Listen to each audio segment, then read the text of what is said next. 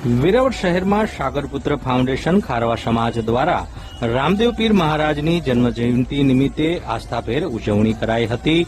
સમાજના પટેલ અને પંચ સભ્યો સહિતના આગેવાનોના નેજા હેઠળ પરંપરાગત રીતે ભવ્ય શોભાયાત્રા શહેરના રાજમાર્ગો પર ફરી રામદેવજી મંદિર પહોંચી હતી, જ્યાં ધ્વજારોહણ કરાયું હતું। તો શહેરના રાજમાર્ગો પર હિન્દુ મુસ્લિમ દરેક સમાજના આગેવાનો તેમજ વેપારી મંડળ દ્વારા શોભાયાત્રાનું ભવ્ય સ્વાગત અભિવાદન કરાયું હતું।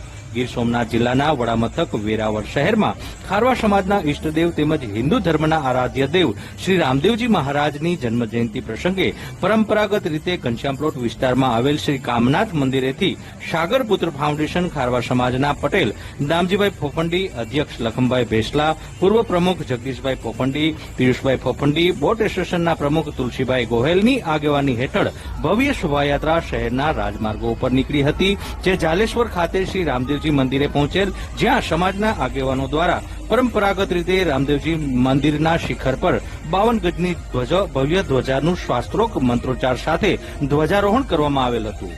રામદેવજીની પૂજા અર્ચના બાદ ખારવા સમાજના તમામ લોકો સહપરિવાર મીઠા ભાતની પ્રસાદી લીધી હતી, જ્યાં ભવ્ય મેળા જેવો માહોલ સર્જાયો હતો। રાકેશ આહિર, દિવ્ય ભાસ્કર, ગીર સોમનાથ।